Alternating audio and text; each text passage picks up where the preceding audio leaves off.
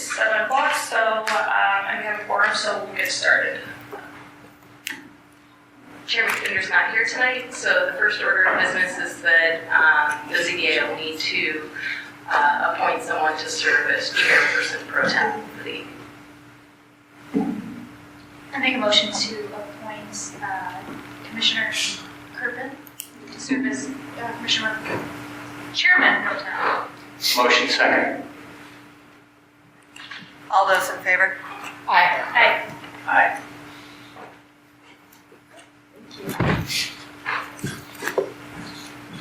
Okay, thank you.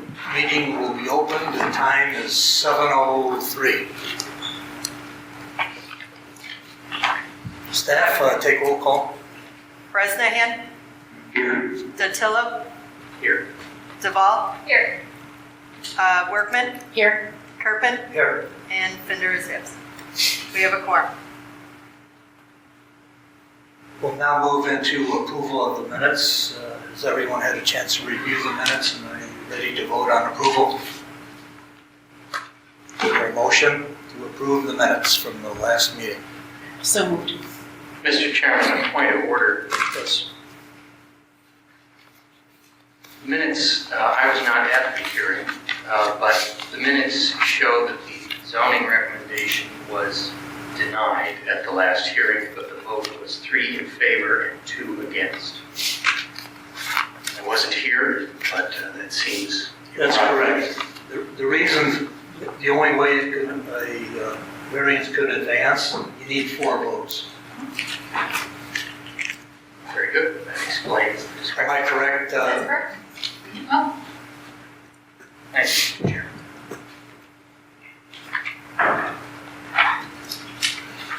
in that case, I make a motion to approve the minutes.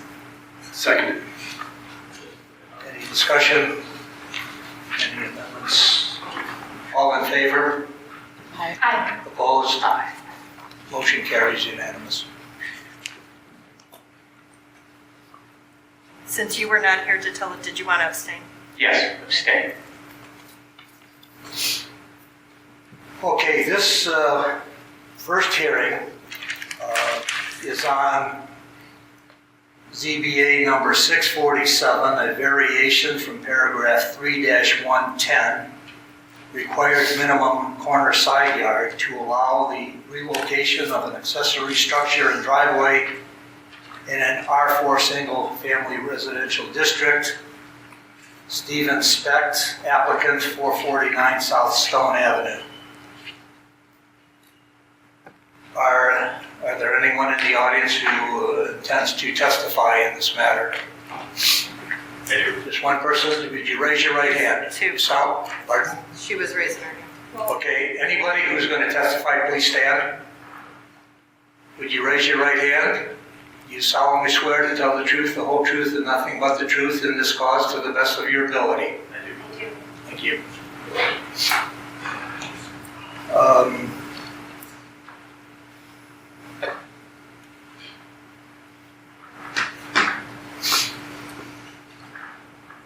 I guess we need a motion to open the hearing first. Is there a motion to open this hearing? So moved, Mr. Chairman. Second? Second. All in favor? Aye. Opposed? Motion is open. At this point, we'd ask the staff to make a presentation on this first hearing. Thank you. Good morning, or good evening, everyone. Not morning anymore. Thank you for being here despite the snowy weather we had today. That was totally unexpected, but I thought it was beautiful. So we'll start off today with the ZBA case number 647, 449 South Stone Avenue. As the chairman said, it is a variation request for paragraph 3-110, the required quarter minimum side yard, to allow the relocation of an accessory structure and driveway in the R4 single family district. So just to start off, the property is located at 449 South Stone Avenue, highlighted in red there in the aerial image. So it's on the corner of 47th and Stone, and it's surrounded by single-family homes in the R4 district. And then to the south of it is Wyola Park. Just a close-up of the aerial. It's a 2.5-story single-family home with a detached garage in the northeast corner of the rear yard. So currently, the driveway extends from the garage out to 47th Avenue. Also on the property, a patio exists on the south side of the home, and there's a fence there as well. And then here's the plat for the property. Just to get specific, as noted in the staff memo, the garage is about 403 square feet with a 1,078 square foot driveway.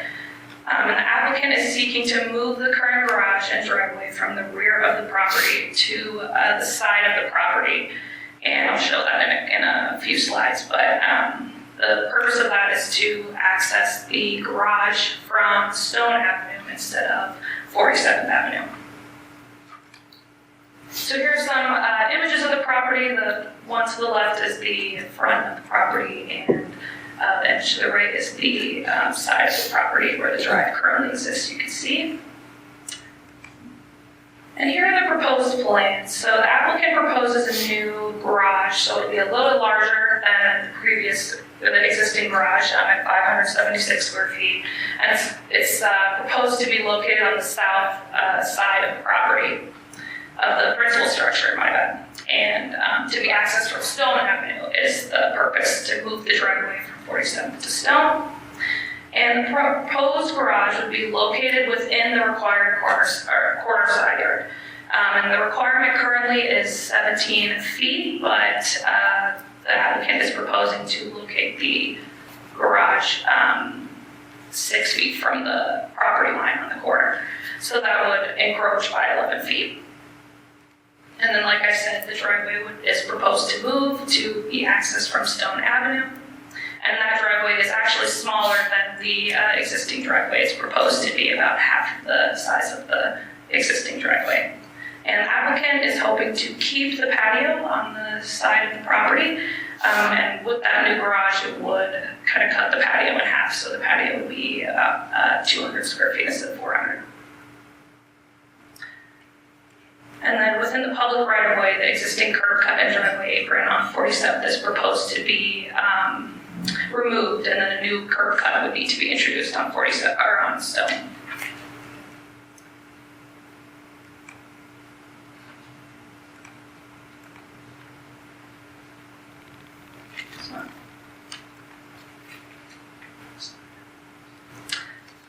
Sorry, trying to advance the slides.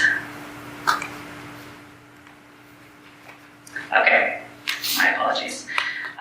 Here are some markups that the applicant submitted. The garage is proposed to be located on the side of the property, like I mentioned, and it would be flush with the fence line that exists currently. So you can see the red diagram shows where the proposed garage will be, and then the picture on the right shows the garage from the interior, from standing inside the property, showing where it would be located along the fence on the side. And the applicant also expressed that they would be willing to add additional landscaping and trees along the proposed driveway to improve aesthetics. So an alternative location to this, for this garage, if they were interested in moving the driveway to be accessed off of Stone, currently, as mentioned in the proposal in front of you today, the driveway and garage encroaches into the corner side yard. However, the garage and drive could be located similarly to what is shown in this markup, and this markup isn't drawn to scale, but it is a possibility to locate the garage in this location. It would be located in the rear yard, and the drive would also access Stone. And that's just an alternative location. It would increase the driveway length, and that would result in an increase in lot coverage. And the property is currently good on lot coverage. I know as you know, our requirements are 45% is the max. As it exists right now, the property is at 36% with allowances, but this alternative location would result in a longer driveway, which, based on my rough calculations, it would be getting close to the maximum with the longer driveway here.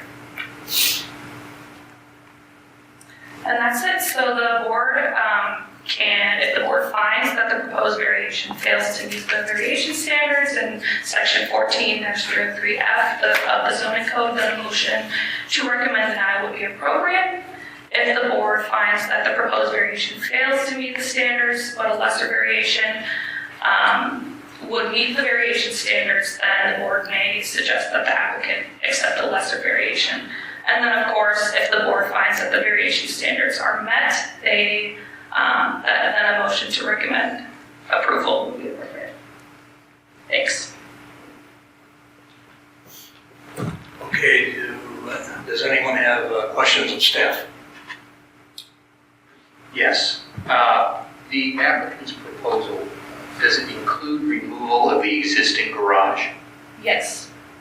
Yep, so removal of the existing garage and existing driveway. Thank you. Okay, I have several questions. I was confused by many portions of the report, so I'm going to do this one by one. Number one, this is on page 2 of the report. The third paragraph, it states that the proposed new driveway does not require code relief. It then goes on to say it will be required to comply with general village requirements for driveway construction, including a maximum apron width 16 feet and maximum driveway width 12 feet. To me, the implication was that the submission by the applicant does meet that, but the way this is worded, it's vague. So does the submission meet these general village requirements for driveway construction? Yes, so in many conversations with the applicant, they're open to changing the driveway in any way to make it meet, but from their submittal, yes, it meets the requirements for the driveway. But they're open if the board has any recommendations or if there's something in the code that has, or if there's a different requirement for the driveway, they're open to changing it. They haven't submitted a building permit yet. Right, and I think just as a point of clarification, the plans that are presented in your packet today have dimensions noted on them, but they aren't fully engineered plans. So in scaling it, the proposed driveway appears to be approximate to the regulations that the village has in place. This is really just documenting for you what those are, so you're aware of them, that the applicant is intending to meet those, and that those would be required to be met, and that the variation is for the garage itself, not for the driveway, because driveways can be in any required yard. Okay, yeah, I forgot that point. Okay, so number 2, I go to the second paragraph on page 2. Basically, it states that the applicant is requesting a garage on the south of the principal structure, and that the proposed garage would be located, as you stated, 6 feet from the corner side property, encroaching into the 17-foot required corner side yard by 11 feet. So if you could put the applicant's drawing on there, on the screen. So the applicant's drawing, in red, it depicts where he wants the garage and the driveway, and those red triangles towards the bottom, south of the principal structure, that's the incursion area, or the, I keep saying incursion instead of encroachment, but that's the encroachment area, leaving a 6-foot space from the fence as opposed to the required 17 feet. Correct. Okay.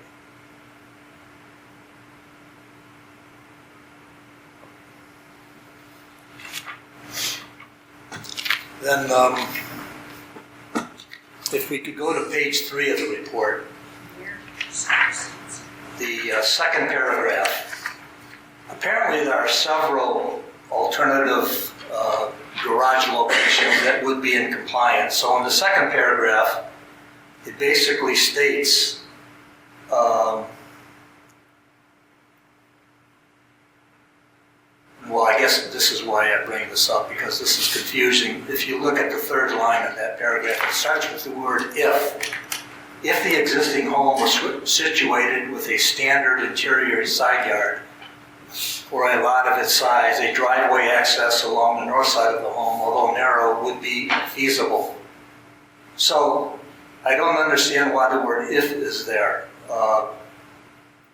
I mean, they're not going to move the home. So if they were to put a garage on the north portion of this lot, there's not a suggestion that that would not be, or, well, is the issue that it is or is not a standard interior yard if the garage is in the northeast corner and the driveway is along the far north portion of that lot? So this is comparing it to an interior lot. So this property is a corner lot, so it has different standards for the corner side yard. So this is the standard about the unique features of the property. One of the unique features of this property is that the home doesn't meet the standard setbacks for the interior side yard setback. But it meets the setbacks for a corner lot. It does, but if, I guess all this is saying is that if the home had a regular setback, they could reconstruct the garage in its current location and move the driveway without looking at any potential relief. All right, so that paragraph goes on to say a driveway access along the north side of the home would enable construction of a new detached garage in compliant location, roughly the same location as the existing garage. So basically, if they constructed a new garage in that northeast corner where the existing garage is, if they did that, they would have where it says on the drawing concrete. That's my first question. Where it says concrete, is there concrete in that northern portion? Or is that just written in as a proposed driveway? No, that's the existing plat of survey. Those are the That is existing concrete. requirements on the property. Okay, so if he builds the garage there in that northeast corner, the driveway would extend west or to the left to stone. The only thing he would have to do is switch the garage from the south facing to the west facing, and so all of that would be in compliance with code. If it were a typical home with a typical setback for a lot of this size, that would be feasible. Because the home is situated so close to the north property line, there is physically not space for a car to drive through on the north side entirely on the property. So that's not an alternative. Right, this is not the section on alternative relief. This is the section on unique features of the property, so that's all this was trying to describe was what's unique about this property. That they don't have an option along their north property line, as many properties do, right, where the driveway is very close to the interior property line Okay. and runs to a rear detached garage. Again, I was just confused by the language. So then the next paragraph in that section, it does list the alternative that would be in compliance. A driveway on the south side of the home could also lead to a garage in a compliant location. The resulting driveway would be approximately twice as large, but in fact, as depicted in the page 6 of the village's report, it depicts outlined in red where a garage and driveway would be in compliance. Correct.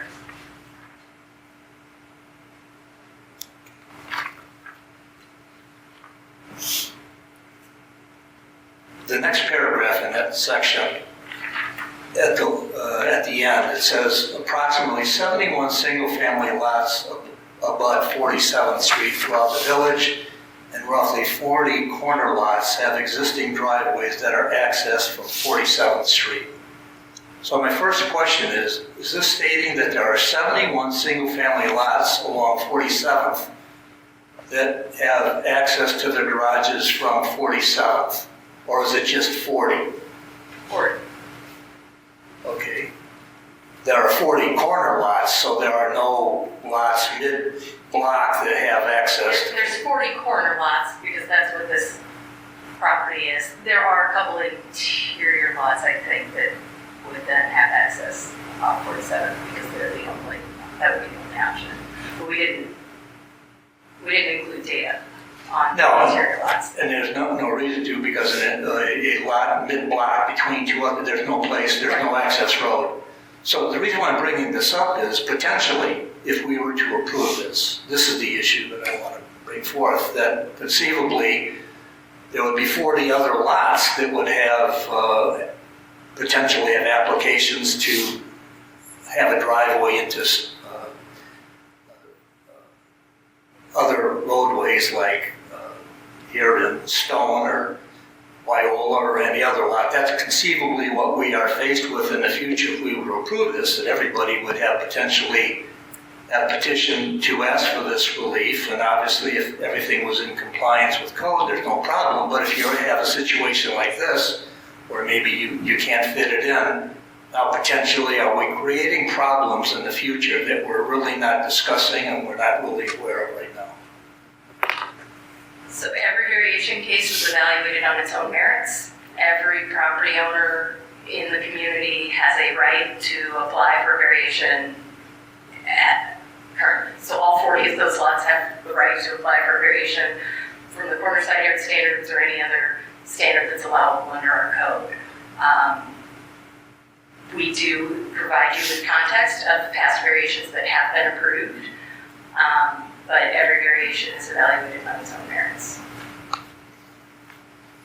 This lot's 75 feet wide. Any 50-foot lot wouldn't even be close to being able to fit a garage on that side anyway, so I don't think it would be 40. I think you'd be limited to maybe any that have 75-foot wide lots. Out of that 40, which is probably a pretty small number, I did have a question, if it's right. Can you give us any background on the intent of the 17 feet as the corner side yard setback? So that's a long-standing code provision. I wasn't here when it was drafted, but oftentimes communities have larger required yards or setbacks on corner side lot lines because they abut oftentimes other people's front yards. They are up against a street as opposed to interior, so you want to have clearer sight lines typically than you might otherwise in an interior yard. Those are some of the reasons that there's different requirements for corner side yards. Why specifically 17 feet? I couldn't say exactly where that number originated. Thank you. Okay, and just one final question. On page 6, the table that we have about prior approvals, under the requested setback column, apparently there were 3 approvals, one for a porch, a mudroom, and a patio. But just take for an example the first one in 2010, the porch. It says the requested setback 9.83 feet. Does that mean that the setback then was at 9.83, or was there I'm going to say incursion again, an encroachment of 9.83 feet? No, it means the resulting setback was 9.83 feet. And so in this case, the resultant would be 6 feet. Correct. And then it's going down to as much as 6 inches for a setback. 6 inches. Okay.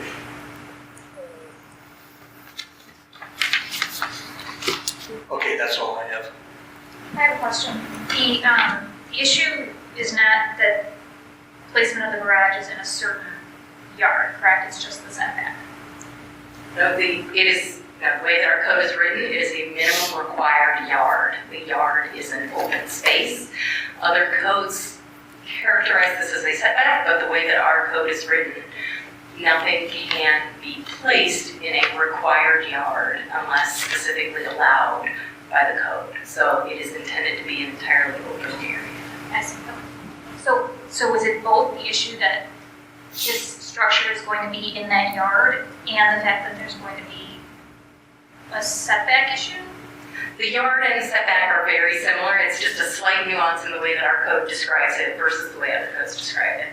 So in some codes, if you had a 17-foot setback for a garage, your garage would be required to be 17 feet. But other things might have a different setback, for example, right? The way our code is written, it's that it is a minimum required yard and nothing's allowed in that yard unless specifically allowed to be there. And within that yard, if something's specifically allowed to be there, it may be required to have its own setback. For example, a patio is allowed to go into a required yard, but has to have a minimum setback, even in a rear yard, of at least 3 feet. So it's just a little bit of a nuance to the language that exists in our code that's a little bit dissimilar from other codes. And what is I guess, the side yard setback? So if the garage would be moved back towards the southeast of the property, what is the distance from the property line that the structure would have to be? 17 feet. Okay. Garages are not allowed typically to, garages are not allowed to encroach into the required corner side yard. The garage in the northeast corner, that's in the rear yard. So in a rear yard, a detached garage can be as little as 3 feet from the lot line. Okay. Maybe I didn't answer your question right the first time. No. Maybe you were asking about the east lot line, I'm sorry. I think it just made me a little more confused. Okay, thank you. Okay, any other questions from members? If not, we'll move into the applicant presentation.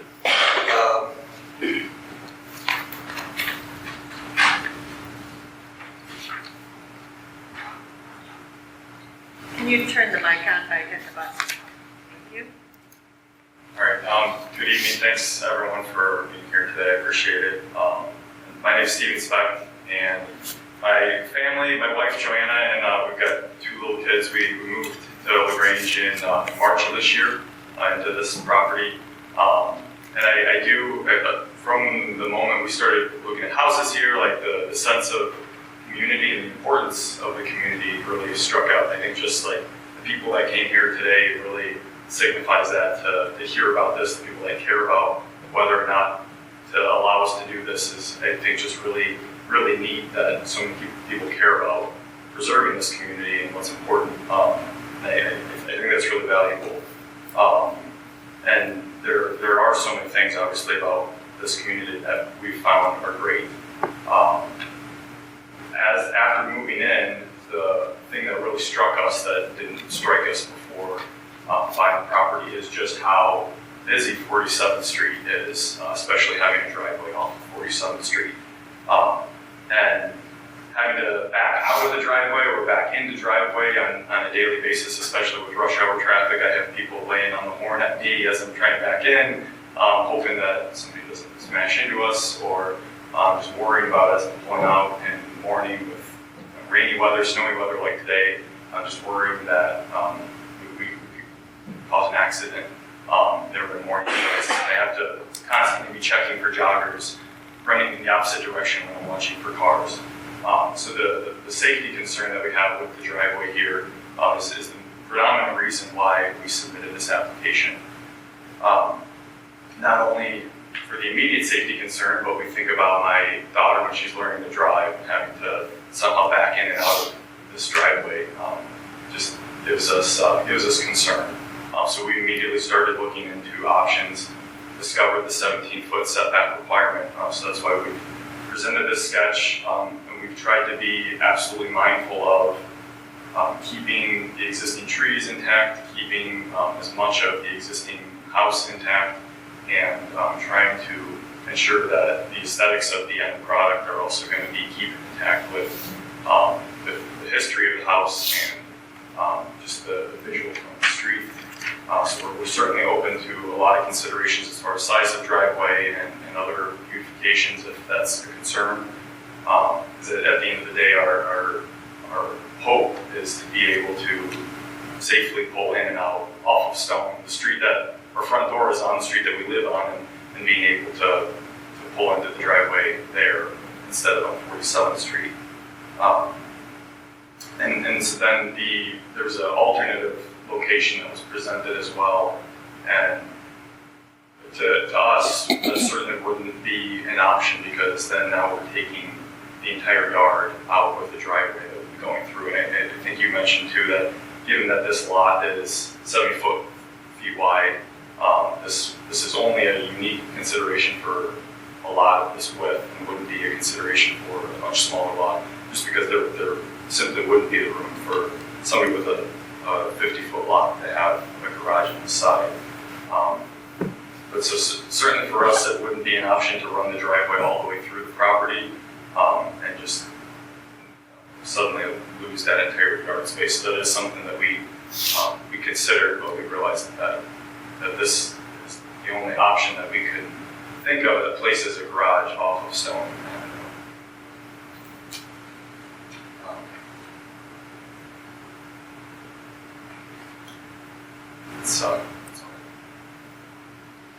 Any commissioner questions? I have a question. It looks like you have a tree there that you're trying to save along the house, in between the house and the garage, and then that patio. That's the reason for the spacing between the house and the garage there? That's the main reason. There's also a staircase. It's kind of the darker gray square to the upper right of where the garage would be. So we need the garage to be far enough off of the staircase to maintain access out of the door. And then also we need it to be far enough off the house to still provide a passage for fire code, still preserving the tree. We can be flexible on that 6-foot setback that we're requesting. I requested that because it matches other setbacks for side units. So the 6 foot is certainly not a requirement. Like we can have a skinnier garage if that's what it needs to be. That was just the number I placed. It would be a violation of the 17-foot setback. So regardless, we would need variation, but the 6 foot is not an absolute hard requirement. That's sticky. Thanks. I have a question. I'm very sympathetic to the traffic along 47th Street. I know it's very hairy over there, but I guess my biggest concern is seeing this proposed location. And I also agree that taking up your entire side yard with a driveway would be less than ideal. But I am curious if you've given thought to sightlines.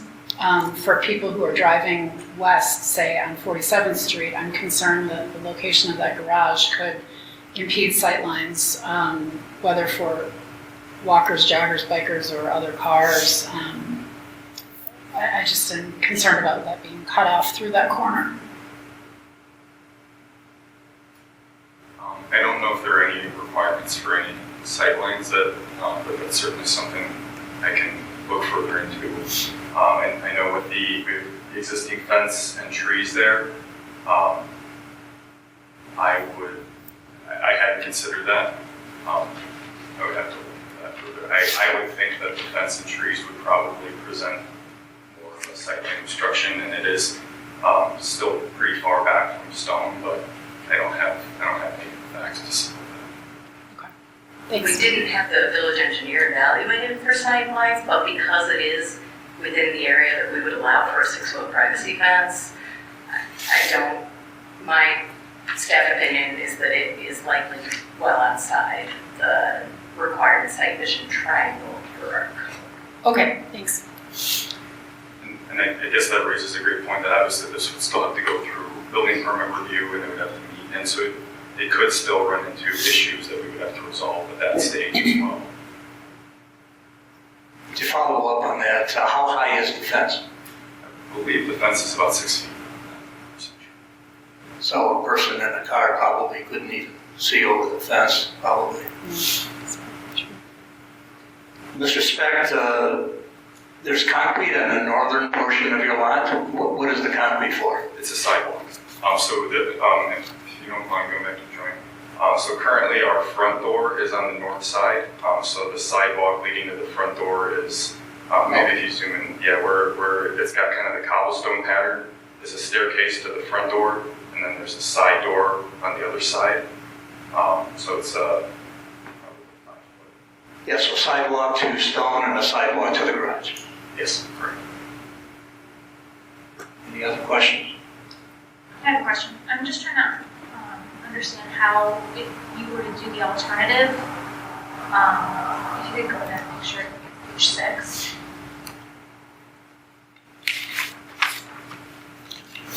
There's another alternative in our packet. Yeah.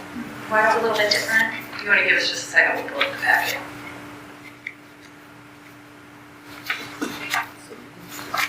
The other alternative, there's another alternative drawing. I think that's an arrow to this one, top page 6.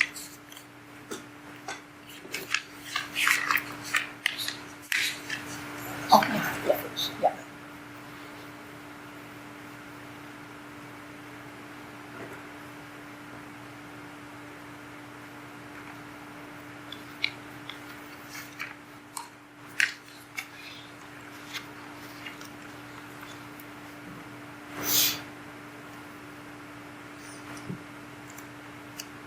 Sorry, give me 1 second.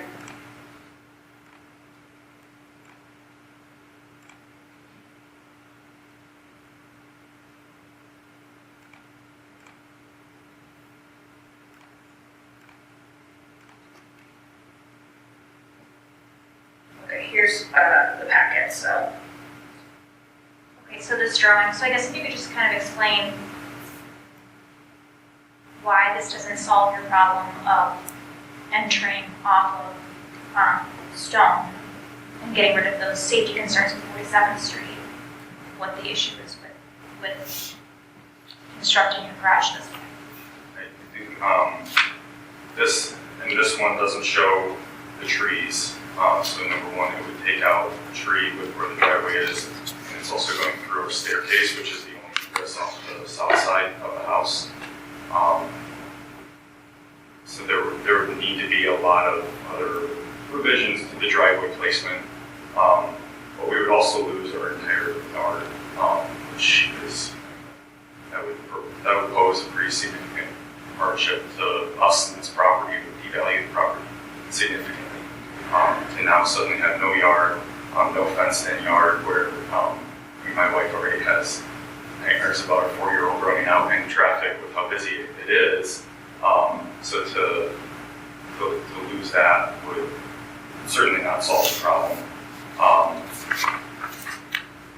That being said, I don't know if this, I know this isn't to scale, but it doesn't quite look like maybe it's at 17 feet either way, because I think 17 feet, it gets, I want to say it's about the patio thing. So it'd have to be moved back, and it would pose a lot of additional problems that maybe we just wouldn't consider this as an option.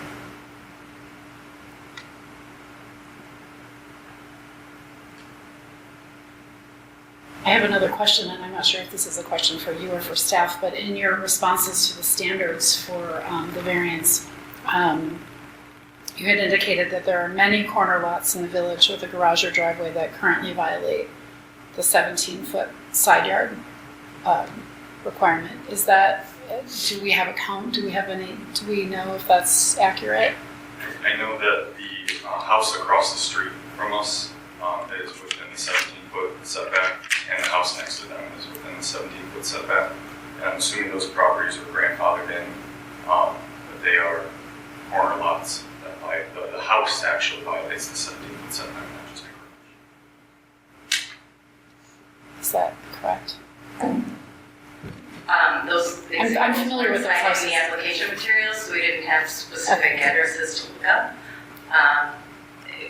The Grange obviously has had a lot of building over 130 years. There are properties that don't comply with current code.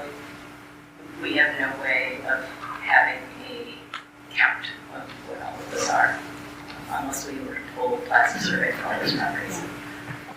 There are setbacks. And to be fair, I would say just because a property has been grandfathered in doesn't mean mine should be approved. So I guess that I wouldn't say that that's the case for this.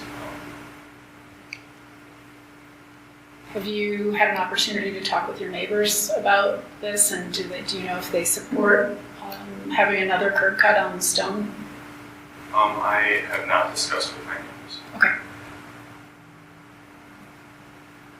Mr. Specht, let's just assume that if your requested variance was granted, if that were to occur, then you would be removing a lot of impermeable material, including the old driveway, the old garage, Would you be removing some of that sidewalk too to the old growth? So you're gonna make a lot more permeable area, and obviously you don't have a runoff issue or anything like that. So that's one benefit of what would occur if the variance was granted. Yes, correct. Any other questions? Thank you. Did you wish to make any other statement?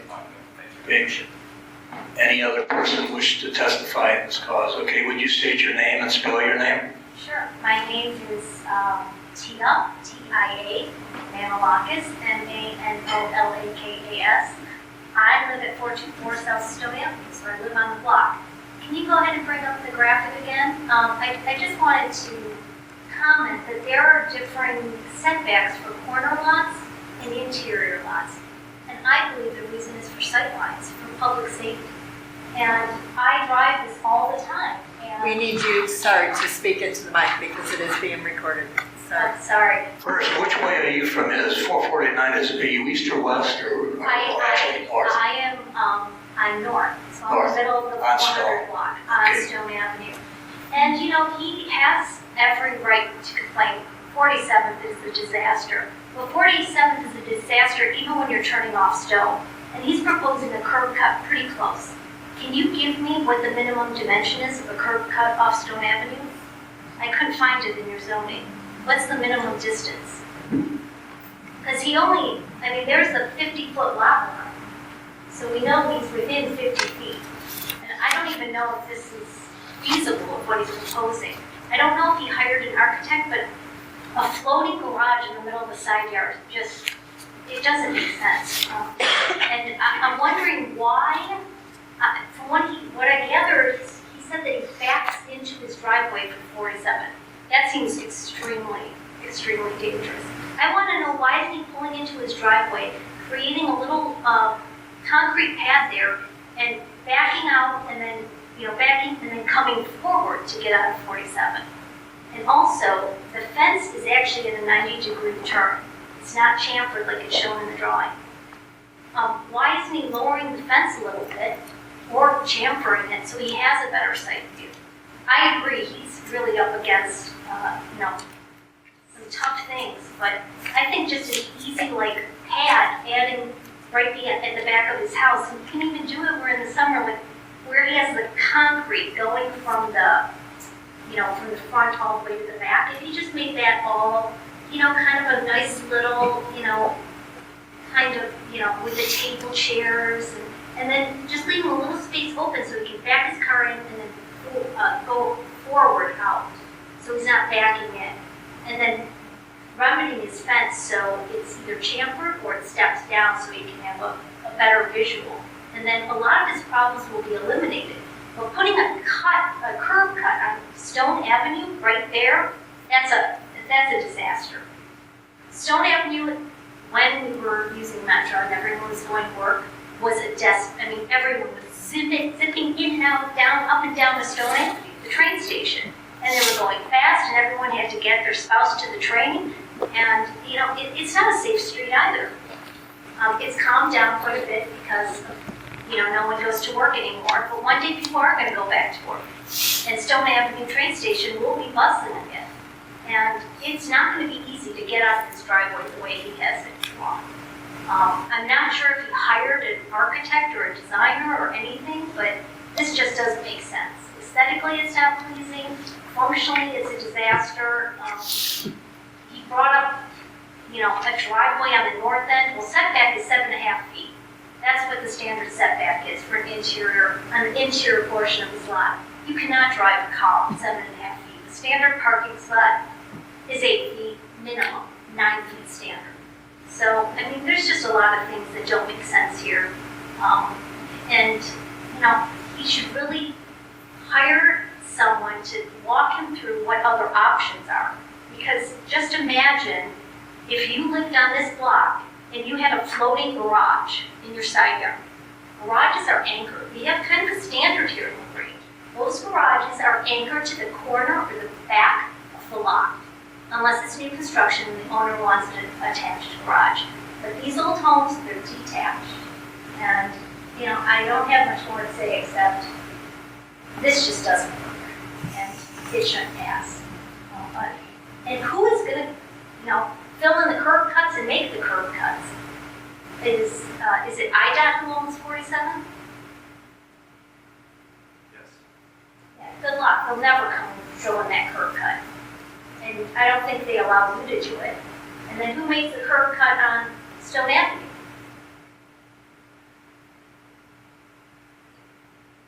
Do you want us to address that? As part of permitting, the person doing the work is required to remove and restore, remove existing curb cuts and restore the right of way, and they will be required to construct the new curb cut. Okay, well, we don't know how far it has to be away from 47, we've never established that. So there's no requirement in the zoning code, but we did have the Public Works Department review the proposed new driveway. And again, the new driveway is not the subject of the relief, the garage is. But a curb cut standard is typically 35 to 50 feet. The standard away from the main road. So, I mean, I don't know why you're allowing it so close. I mean, imagine someone making a right off 47 onto Stone Avenue. What's going to happen? I mean, it's just not a good deal. The person next door has issues pulling out of their driveway. If I'm looking at it right, the driveway, I think the curve is pushing it all the way up to the 50-foot mark, which would be the standard 50-foot lot. It would be on the farthest north end of that 50-foot lot. The 50-foot lot is the dash line, so no, not really. I'm assuming the 50-foot is the dash line. Is that right? So no, it's not accurate. Not quite. Close. So I think it's too close, but really, 17 feet is there for a reason, for sight lines. And, you know, I just don't think I don't think you can really in good conscience prove it because it's so upfront. If it was at the back of the lot, that would be different. But it's right there, and I think it would really impede our sight to make a left or a right onto 47. It's already a disaster. So, that's my opinion. Does anyone have any questions for the witness? I have one question. So are you suggesting that if the garage is, the variance is granted and he builds a garage where he wants, that even though there's a 6-foot fence there, you believe that that garage higher than 6 feet is what's going to cause your lack of ability to look north? Yes. But the fence is not going to do that if you're in a car? I didn't say the 6-foot fence wasn't a problem. The 6-foot fence is a problem. You shouldn't allow 6 foot. But it's there. It's there. I mean, he didn't put it there, so it's there. And the 6-foot fence on the back corner of his lot where he's trying to back out is just, I don't know what fence manufacturer said that was okay. But yeah, it's an issue. Because we don't have a big, it's a sidewalk. So you got his fence, a sidewalk, and then you got about 2.5 feet for the trees. So it's not a big dimension, there's not a big width between his fence and the actual road. I would say it's about 7.5 feet. Any questions? Okay, thank you.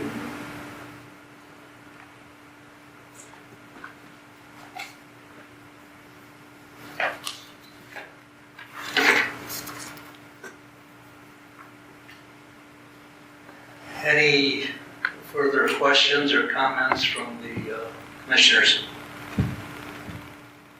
The chair would entertain a motion to close the hearing. So, Mr. Chairman. Second? Second. Voice vote, all in favor? Aye. Aye. Aye. You gonna take a roll or just a? Voice vote is fine for the. Okay, any opposed? Carries. Well, the hearing is closed. We'll now move into commissioner discussion. Any commissioner wish to make any statements? I think this is very difficult to evaluate without renderings.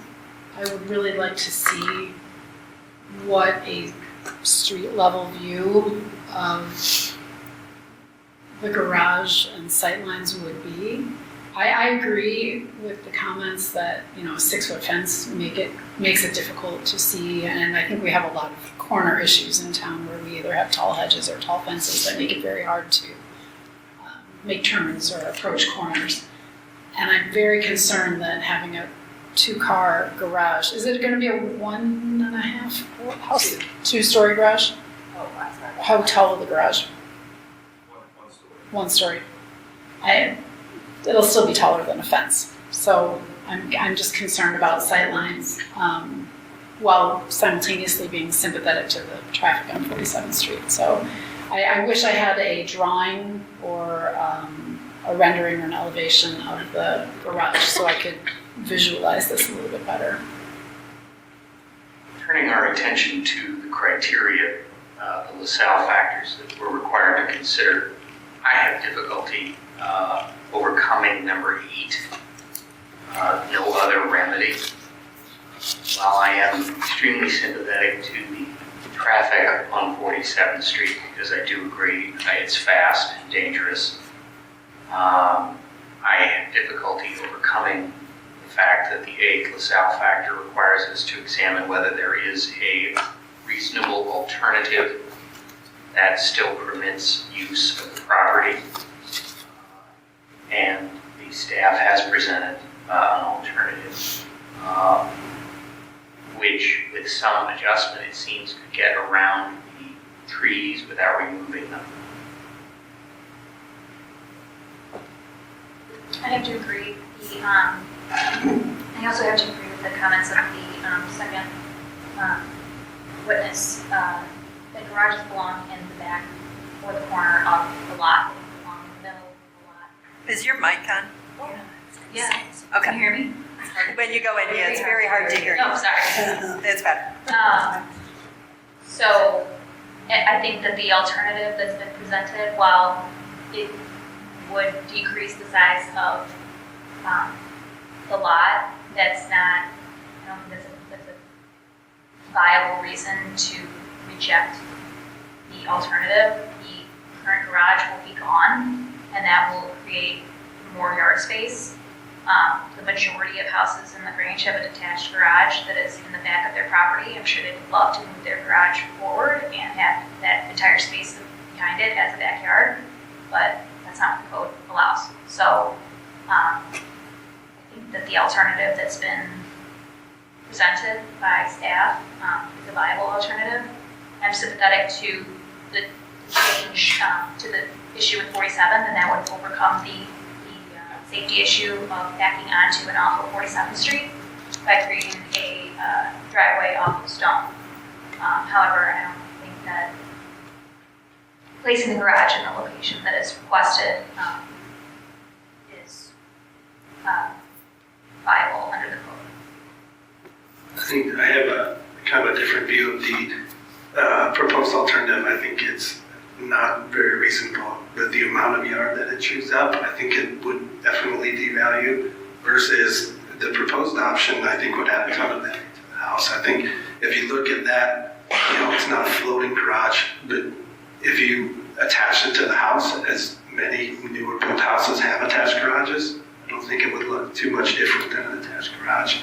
I think they've been pretty considerate removing the old garage, all the other driveway in the back, thinking of trees and maintaining them, making the design of the garage, trying to match the house. I think it's reasonable. I think it's unique that it's a 75-foot lot on the corner of a 4-lane roadway. I also think the sight lines are a little tricky. It's set back at least 24 feet because the house is 24 feet from Stone Avenue. So if you're sitting at Stone trying to turn, there's plenty of setback. I think when we looked at the village for their thoughts on setbacks or sight lines, they said it would be just fine as far as sight lines go. So I don't think we have that big of a concern. Any other comments? Okay, I'd like to just give some personal history. When I came back to Grange for the 3rd time in the 90s, I had a broker and we looked at a house on Ogden Avenue. The first house east of St. Joe's, a red brick house, right on Ogden. We pulled into the driveway, 8-foot driveway from Ogden. I didn't even go into the house to look at the house because there's no way I would ever buy that house pulling into a driveway, having to back out onto Ogden in the morning.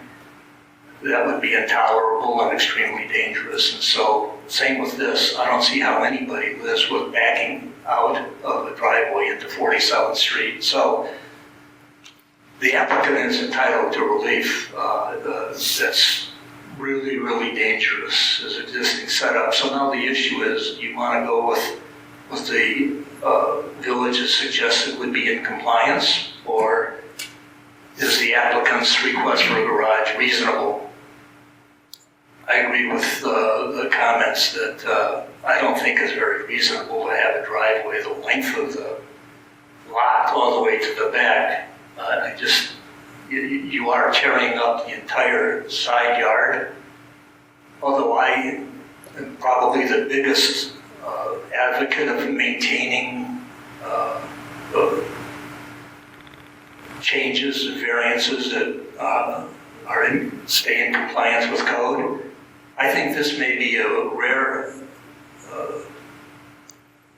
situation where I think that the applicant's requested variance, even though it encroaches into the side yard by 11 feet, in this instance, I don't think it's unreasonable. So I'm inclined to think that what the applicant is requesting is reasonable, not of his doing, and I think it's more reasonable than a garage that would meet code. One final thing, this idea about the garage higher than the fence. I mean, when you're sitting in your car, what are you, 2 feet off the ground? And if your head to your rear end is 3 feet, so you're maybe 5 feet off the ground in a car. I do not believe that you can see over a fence driving on 47th Street. So I don't think a garage at that location would do anything to the sight line because the fence is already blocking it. So to me, that issue about site difficulties because of the garage is not a valid one. Okay, no final discussion.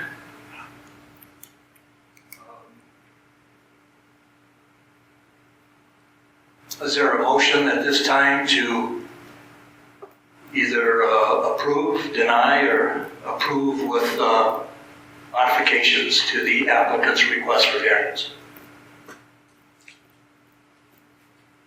Motion to approve. Is there a second? I'll second.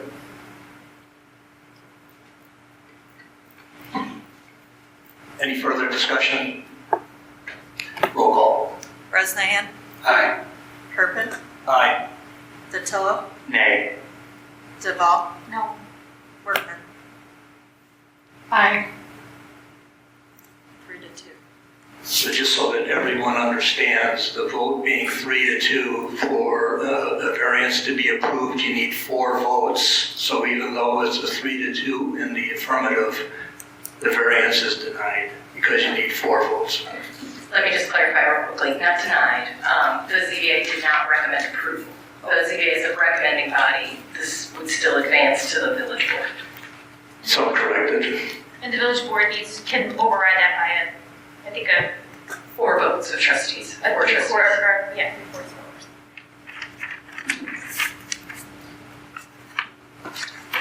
Okay, we now need a motion to close this hearing.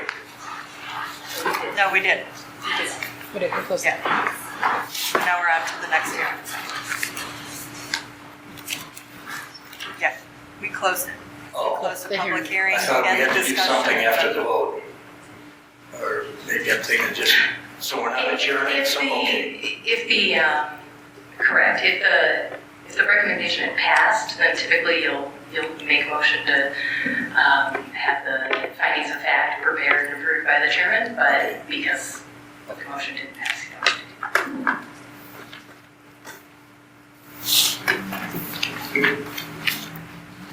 Okay, we will now move into the second hearing, which is ZBA number 646, variation from paragraph 9-101C, 12C, solar energy systems roof mounted conditions to allow the addition of solar panels on the roof of the main structure in the R2 single family residential district. Michael Vimont, applicant, living at 739 South 11th Avenue.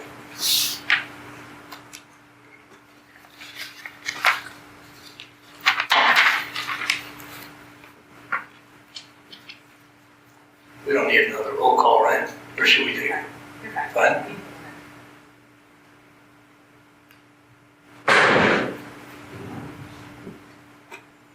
Okay, is there a motion to open this hearing? So moved. Second? Second. All in favor? Aye. Any opposed? Okay, the time will be stated as 8:03.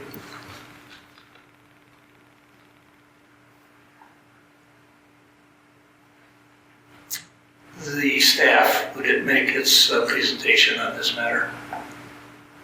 Next, we have ZBA case 646, which is a variation request from paragraph 9-101C-12C, which is the solar energy systems, specifically roof-mounted condition section, to allow the front roof of a main structure in the R2 single-family district, and it's by applicant Michael Vimont of 739 South 11th. Here's a location map of the property. It's on South 11th Avenue, right near the intersection of East 50th Street and south of East 49th Street. Property is zoned R2 and is surrounded by single-family homes of the similar zoning district. So yeah, it's mostly single-family homes, very residential in this area. Here's a zoomed-in version of that aerial map I just showed, and for context, the property is a single-family home with an attached garage and roof facades that face every direction, and that'll be important when I show the plans coming up. And then the front of the property faces west. Just another photo of the current property. It's, like I said, faces South 11th, and the applicant had filed a building permit on September 19th to install solar panels on the roof of the home. And I'll show the plan in just a few slides, but the panels are proposed to face every direction, south, east, and west. And one of the arrays will be oriented towards the front property line along South 49, but here's just a visual of the front of the property. So just for some background, the Village of Grange has received a Soul Smart Silver designation from the U.S. Department of Energy for its commitment to furthering solar developments. But we do still have regulations in our code that depict where solar panels may be located. And just to add to that, the code states that solar panels when mounted on a roof of a single-family dwelling or accessory building must satisfy conditions, including the panel may not be located anywhere that would reflect light onto any abutting residential lots. The panel may not extend more than 6 inches above the roof. It may not extend above the maximum height of the building to what it's attached. And then finally, the panel may not be located within 60 degrees of the front lot line, except if the front lot line is the most southerly lot line and if the panel is located on an accessory building. Here's a proposal from the applicant. As I mentioned, the applicant proposes to install solar panel arrays on the entirety of the roof besides that one section on the north of the main structure. The plans were not approved when they were submitted because one of the panels that faces the front of the property is within the 60 degree requirement. And that is shown on the next slide. Here we go. Highlighted in red in this markup is where the panel is not allowed. You can see the degree measurements. We measure it from the corner of the property and measure it 60 degrees. So that front panel that faces the front of the property would not be allowed by our code. And that is about it. Any questions of staff? Can you walk us through that 60-degree measurement? Can Yes. you go back to that slide I don't understand. Like, is it just that little sliver that doesn't comply, or is it the majority of that part shown in red that doesn't comply? It's that entire array highlighted in red, and the code states if it's facing or within the 60-degree limit 60 degrees from from the corner. right. So these panels are facing the front lot line. That's a prohibited location. Also a prohibited location is a panel that may not be exactly facing, but within 60 degrees of the front lot line. But these are just facing the front lot line because they're directly oriented towards the front lot line. In the staff report, section titled Solar with Background, there is a statement that in 2022, an administrative interpretation was issued authorizing solar shingles on any elevation of a principal structure, including the front-facing elevation. Can the staff please explain that administrative interpretation and how it affects the zoning code? Sure. So solar shingles were a newer technology that started becoming more available after review. Staff determined that they are part of the roof assembly and not a solar panel attached to the roof, and therefore the administrative interpretation was done to clarify how the code is being administered, and that solar shingles as part of the roof assembly are allowed on any elevation. Are these solar shingles or solar panels? These are solar panels. Solar shingles actually look similar to a roof shingle. Thank you for the clarification.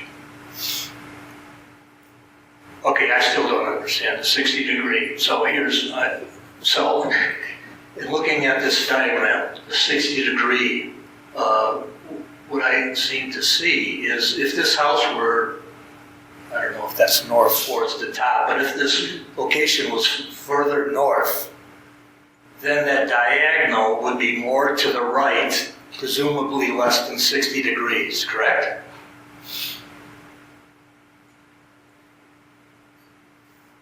Not sure I understand your question. Well, I just don't Regardless understand. of where these panels were on this building, they would not be permitted because they're facing the front lot line. The 60 degrees I know is kind of confusing. That's going to come into play in the next public hearing. These are prohibited because they're facing the front lot line. So they can't face the front lot line at all? Correct. They have to be flat? They can't face the front lot line. They can't be on the elevation facing the front lot line. Or they can't be on the elevation at all? Unless that front lot line is the most southerly lot line. There's an exception for southern front lot lines. Because solar energy production is much higher for That's south. elevations. So yeah, so if this was like a house that happened to face south and that southern edge. It was like a corner lot. If it was a corner lot, that would be a great place to put a solar panel. Yeah. Okay, so tell me why. Why do they have that regulation ordinance? So it's a long-standing ordinance provision. It relates to aesthetics. Just aesthetics? Is that the reason? Yeah. I mean, is there any problem with sun glaring off the panels and possibly blinding a driver on that road? All of our solar panels are required to demonstrate that they don't have excessive glare. That's one of the requirements of the code, so they can't produce excessive glare. Well, I'm just having trouble with this, understanding why. I think they're just ugly. So I think we're just trying to, I think that it is truly an aesthetic thing. Like they didn't want people to have these big black panels. Yeah. Is it a peaked roof so that you could easily see it from the road? It's not a flat roof, right? We'll go back to the street view. So which one is it? Which portion? If you look here at the screen, Right. it's zoomed in, yeah, right here. To the right of that V, or the upside down V? Is on the right. Okay. So does this have anything to do with the slope of the roof? Like, is there any different requirements if the roof was a different slope, or if it was a two-story as opposed to a one-story? No different, is it? It's just the idea that you can see it from the road. Okay, then, so maybe only the applicant can answer this, but how many total panels does he request? And if the variance just for those panels was denied, how many panels would he lose?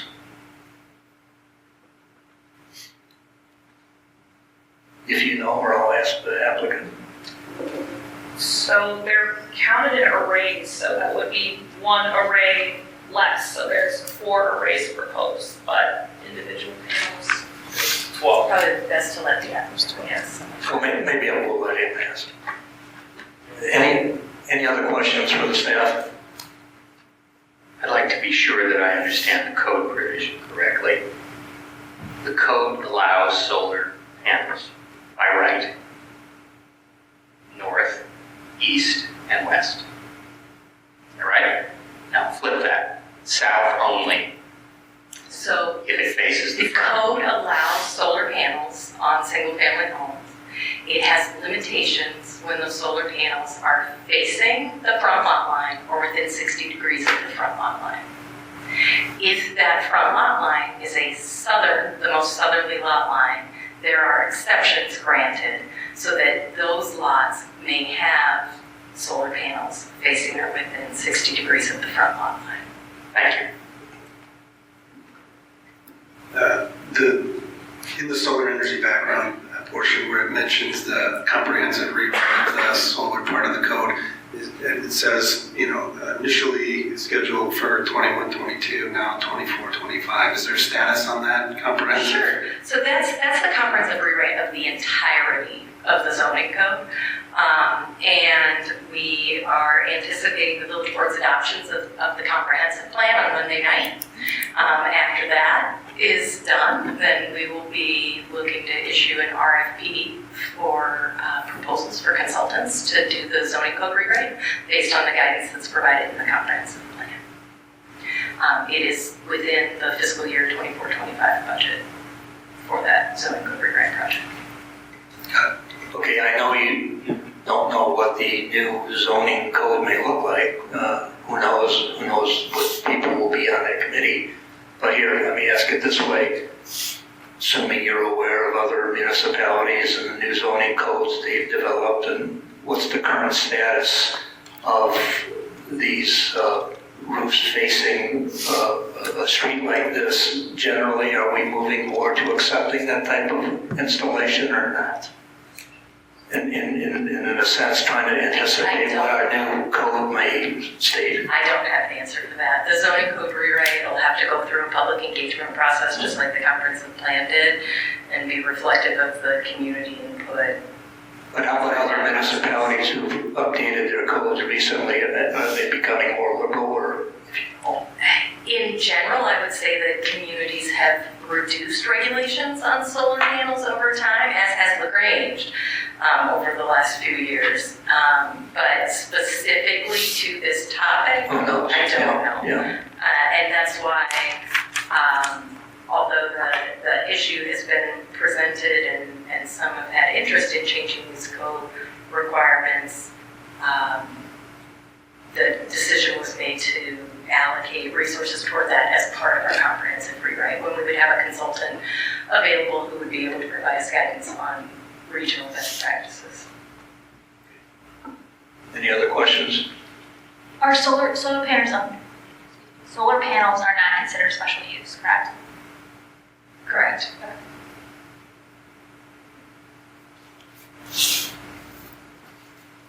Okay, Mr. Vimont? You prepared to testify? Yes. Want to You get up? need to step up to the. Anybody else going to testify in this cause? Okay, so the people who are going to testify in this cause, please raise your right hand. You solemnly swear to tell the truth, the whole truth, and nothing but the truth in this cause to the best of your ability.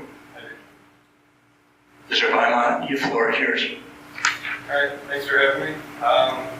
So it's pretty straightforward. If I don't put the panels on the front of the house, I lose 12 panels total out of 34, so I'd be down to 22. While south facing is more efficient, you really only lose about 30% going from south to west. West is actually better than east. So if there's a provision for south facing, I would assume there should be for east and west as well. North, obviously you don't get very much sun at all. And usually the roofs are sloped north, so the sun wouldn't even hit them. So anyway, so that's why I was trying to get the panels on here. And my sister actually works for the CCL. And What's CCL? it's a climate change lobbyist her district is out in Lyle, but she goes to Washington, D.C., and she tries to push changes like this.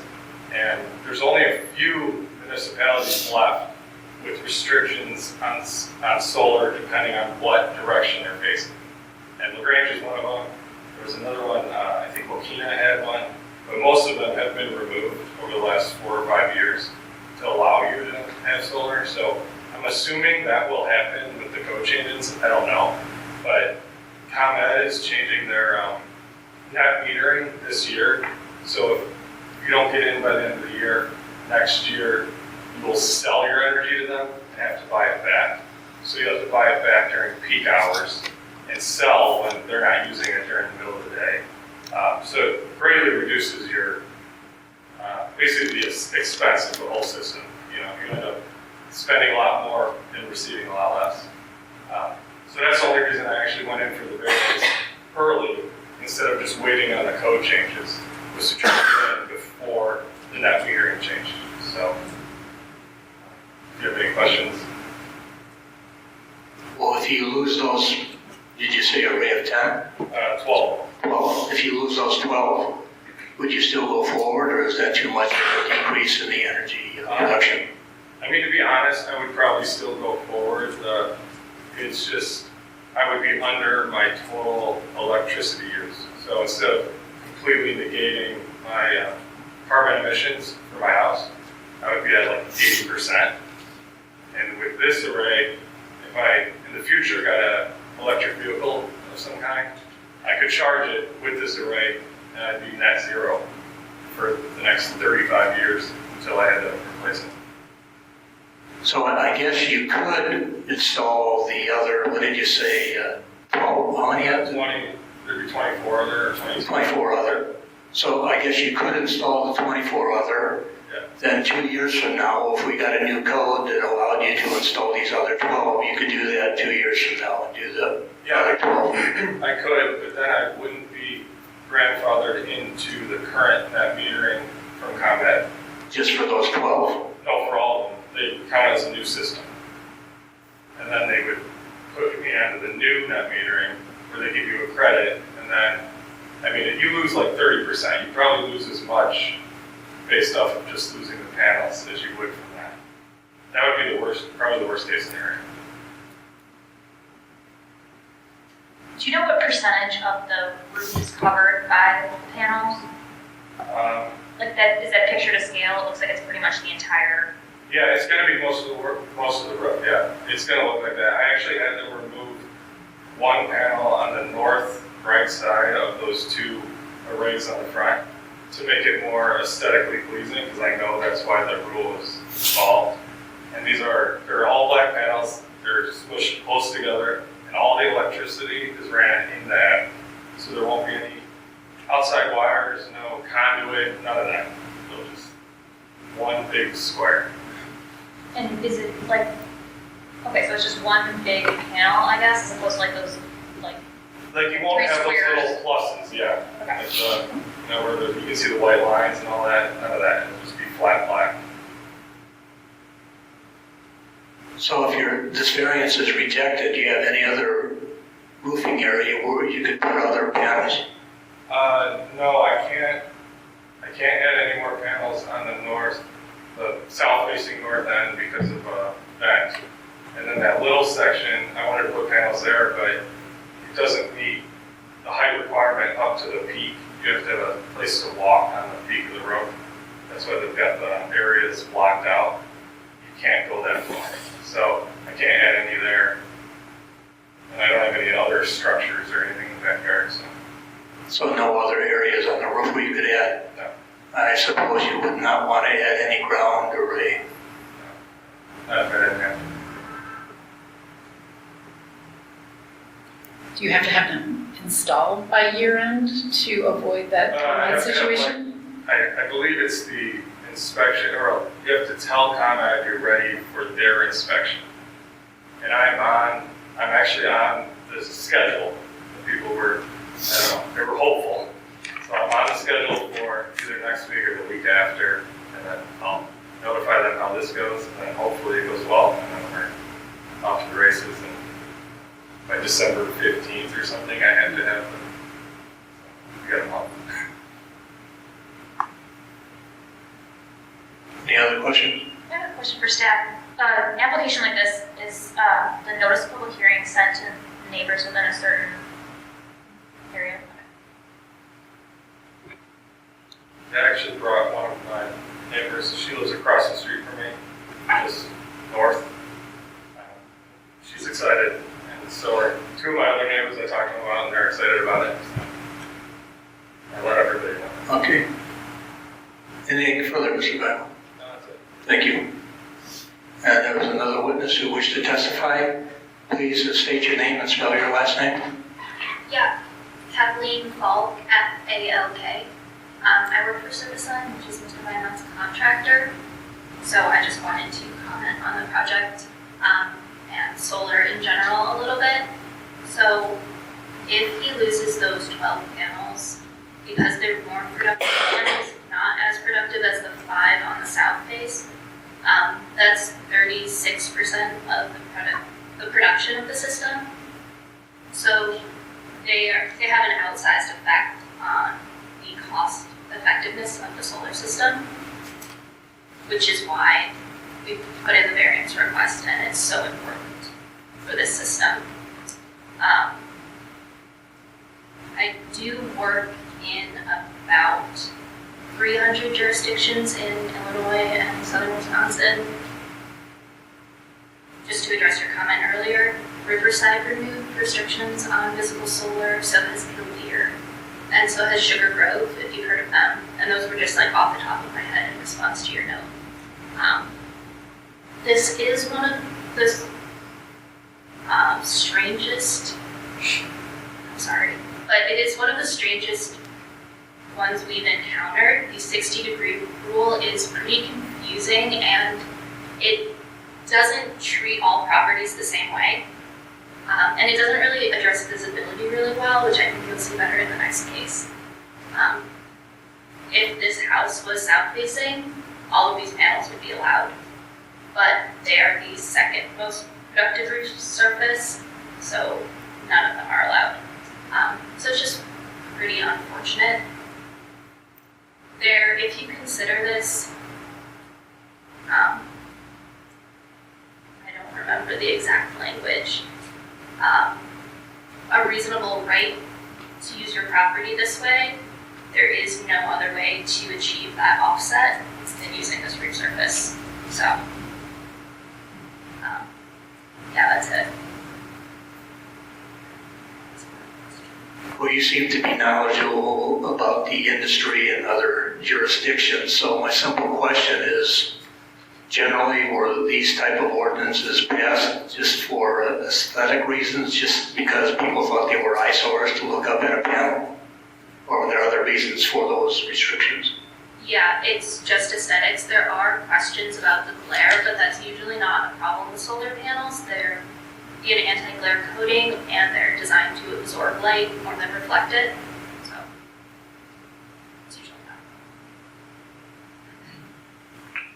Any questions for the witness?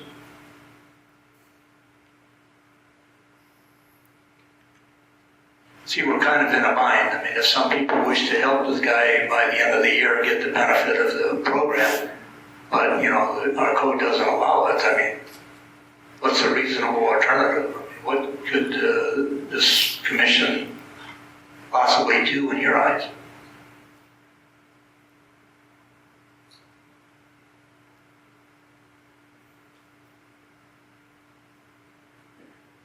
Nothing. Well, to me, it doesn't seem fair that the south roof gets an exemption, but the west doesn't.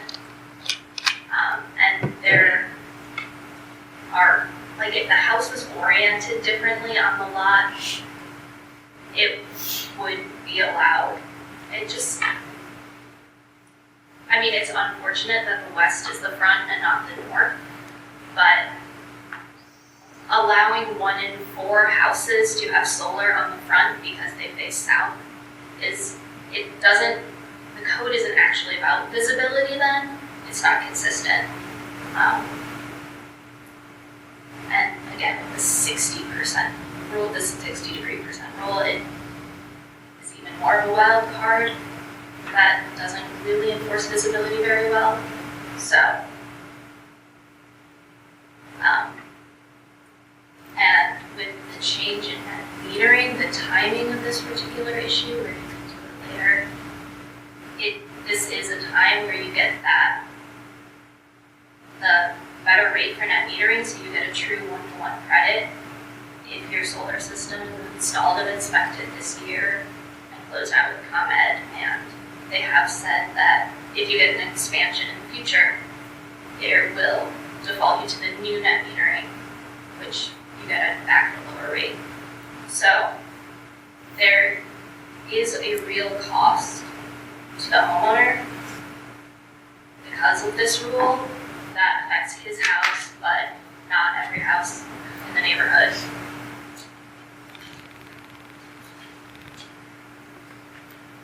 Okay, seeing no other questions, thank you. Applicant, any final statements before we close the hearing?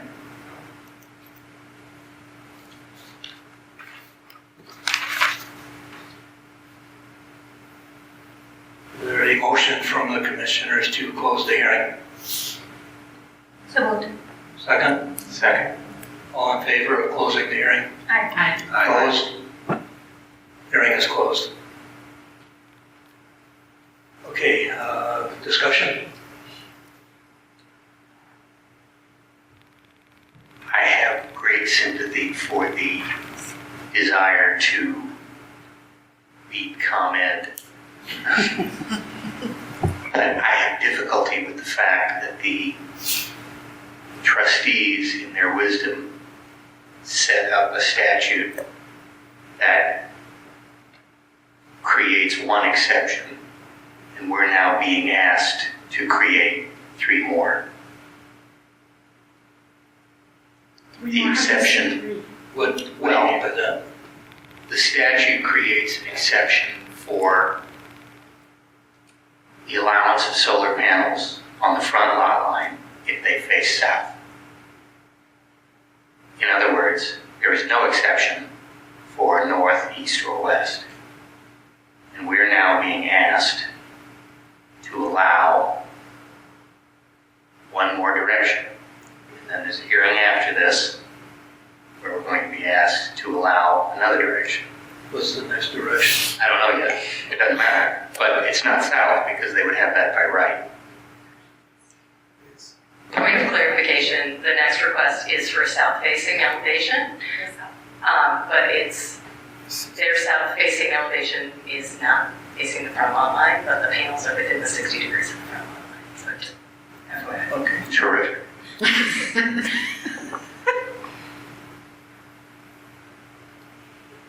Okay, but just to clarify, solar panels are allowed on any elevation of the house except the front, no matter what direction they're facing. But if the front faces south, then you can have solar panels on the front. Got it. Yeah.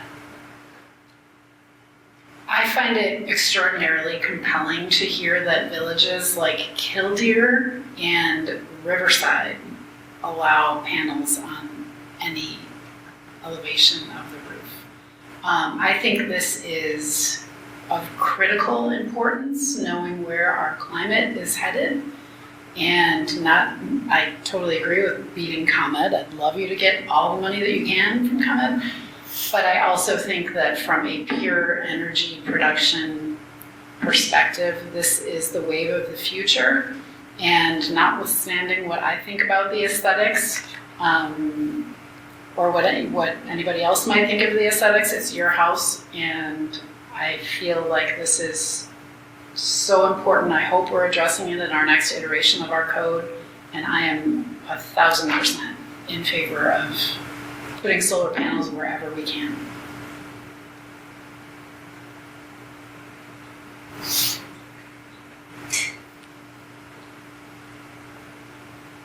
I mean, I'm in agreement with that, but I would just like someone to tell me what we could do here, other than saying, we're not gonna follow the code.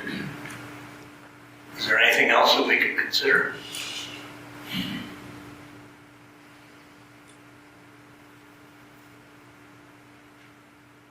Hearing nothing, I don't think we have a choice.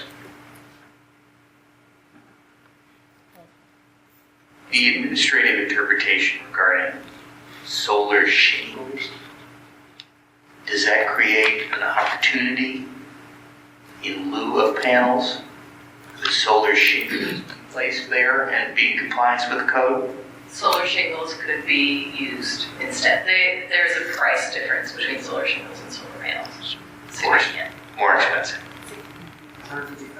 Well, let me ask Mr. Weimart then, what about if we deny the variance, but you put up all the other panels, and then you had the ability to put the shingles on that one array where there were 12 panels, would that be acceptable? When we were out there. Yeah, I think the shingles are actually, you take the shingles off of your roof and you put a new roof surface on that is a solar roof surface. So it's a whole different animal. So it's not feasible? No. No, I actually contacted Tesla because they have the solar roof to see if it was feasible on mine. And you can do it, but you can't do partial. You can't do the panels and then the front is solar. It's got to be one system. Okay. And the one system, as they were alluding to, is astronomically priced. I mean, you're going from 30 to 40 grand for a solar system like this to 150, 200,000 for your roof to look slightly nicer, but it's still same reflectivity as these. It's the exact same thing. It's just need that kind of money, I guess. You don't have any renderings of what it's gonna look like, just for the front.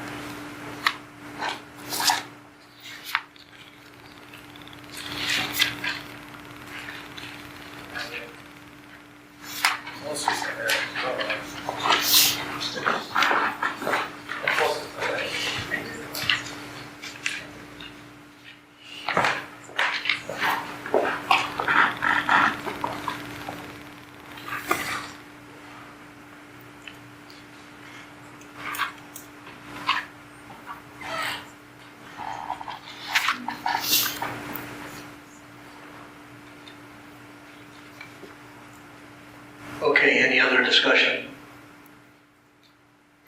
No, I think I share the same sympathy. I think we have a hard time with the variation standards of finding the ability to approve it though.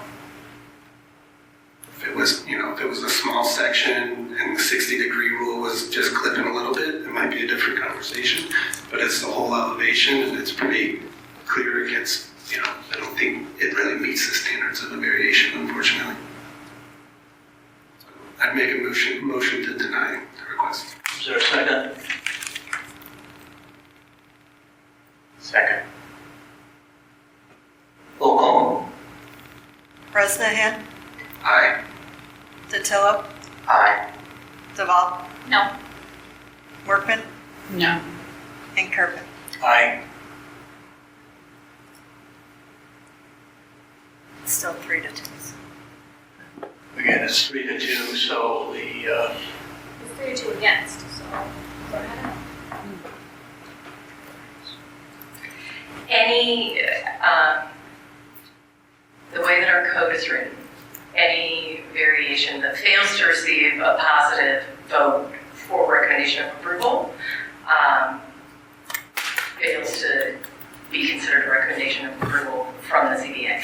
If this was a recommendation for denial, so those 3 in favor, I believe the motion carries under Robert's rules. But obviously still the result is the same. It's not a recommendation for approval to the village board. But the village board still gets a recommendation. But they get a recommendation in this instance because I'll confirm with the village attorney in the morning, but I think Robert's rules would apply and the motion would carry based on a majority. Either way, the recommendation would be. Correct. So Denial. end result is the same. The recommendation is not for approval because it failed to receive 4 votes for approval. Okay, but the village board could then, by a 3/4 vote of the village board, still recommend, or still approve the, The village board always has the prerogative to vote as they see fit. okay. So I would like to add that the reason I voted no is because I don't think the code gives us the ability to do what you're asking us to do. I think that the appropriate venue for you to ask for the relief is at the village board. And frankly, I hope they give it to you. I concur. I agree. It's a shame that you lose the benefits this year, but, whatever you can do to potentially suggest that when we change our code, you're likely to make that change, maybe you present that to the village board. And we'll relay the comments from the commission to the board as well, related to the policy consideration. I think the policy consideration is we need these on like every house in this town. I'm troubled by this, very troubled by this. I'm troubled that the code has prompted this vote. So I'm disappointed. Please convey that. Okay, thank you. We will now move to the next hearing, which is ZBA 648, variation from paragraph 9-101C 12C, solar energy systems, roof-mounted conditions, to allow the addition of solar panels on the roof of the main structure in the R2 single-family residential district. Showing Ms. O'Mahony, applicant 116 North Stone. Mr. O'Mahony? Okay.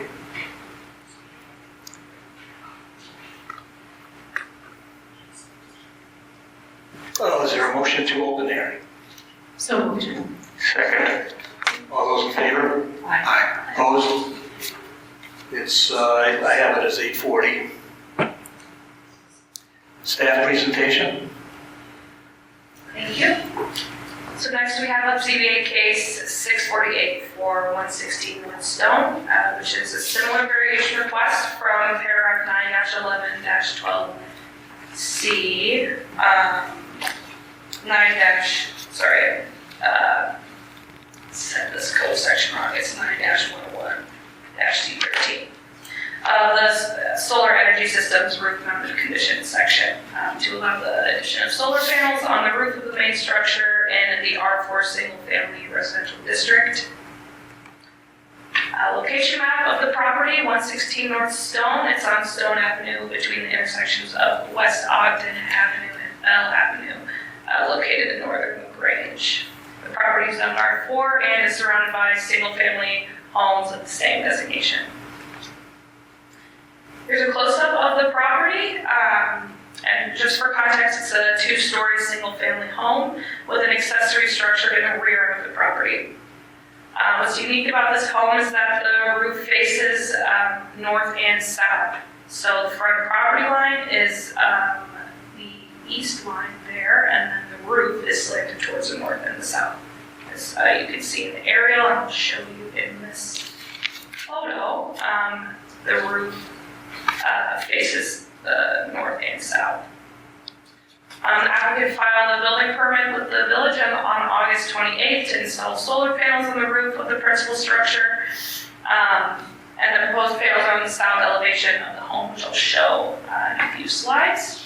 As mentioned, the Village of Grange has received the Soul Smart Silver designation, and to go through it again for the record, the zoning code states that solar panels, when mounted on the roof of a single-family dwelling or accessory building, must satisfy a few conditions. Panel must not reflect light. The panel may not extend more than 6 inches above the roof that is attached to, and may not extend above the maximum height allowed for the building. And then no solar panel may be mounted facing or within a 60-degree angle of the front lot line, except if the front lot line is on the southerly lot line, and if the panel is located on an accessory structure within the rear of the 30 feet of the lot. This is the proposal for 160 Northstone. The applicant is proposing to install solar panel arrays on only a portion of the roof. And as mentioned, this does face south. The plans were not approved, as mentioned, because it is within the 60-degree angle in front of the front lot line. So it's a bit different than the last case. There's no roof that exactly faces the front property line. It's just within that 60-degree angle that is shown on this slide. If it will change, highlighted in red. So the first array would be in that degree requirement that we have in our code. That's shown here, and that's all I have. Thanks. Okay, someone needs to explain the 60 degree, because I still don't understand it, and I'm looking at this diagram, and I just do not only understand the 60 degree, but why? Why do you? So as you can see, what the effect is that it prohibits those panels that are very near the front of the home, again, the ones that might be visible from the front line. How does the 60 degree, well, so if it was 59 degrees, if somehow you move that diagonal, both diagonals, I don't know if you move the house somehow, if you're able to move the house, I don't know, back or up or something, so that it's 59 degrees, then it's okay. I mean, if the house was set back further, then arguably the panels are less visible because the home sits further back from the street. And so then if it's under 60 degrees, then it would be okay. So in this situation, the home is just too close to the road, giving it a more than 60 degree angle. I don't think it's that the home is too close to the road. The panels are within 60 degrees of the front lot line, therefore, for our code, it's a prohibited location, despite the fact that the panels face the south lot line. I think that's what's a little bit different about this case versus the other case. The other case, the panels directly face the front lot line. These face an interior side yard. They're within the 60 degrees, so they're prohibited. However, if they're facing the southerly lot line, if this were a front, if their southerly lot line was a front lot line, these would be allowed. I hope that. Yeah, so the intent of the 60 degree is just to protect the front elevation from having solar panels visible. I think that's the concept is all. And it doesn't matter if it's 2-story or 1-story.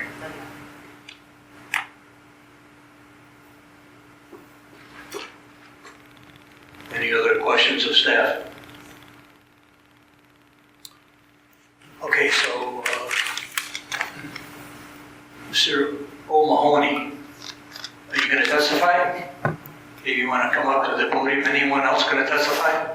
Okay, so anybody who is going to testify in this cause, please raise your right hand. Solemnly swear to tell the truth, the whole truth, and nothing but the truth in this cause to the best of your ability. Okay, floor is yours. Great. You can explain any of this so that even a simple person like me can understand it, I'd appreciate it. I think you understand it, actually. I think you've been asking some very good questions from what I've heard. Thanks for hearing us. Thanks for sticking around tonight. We've lived in this house since 2010, so coming up on 14 years. Our house just turned 100.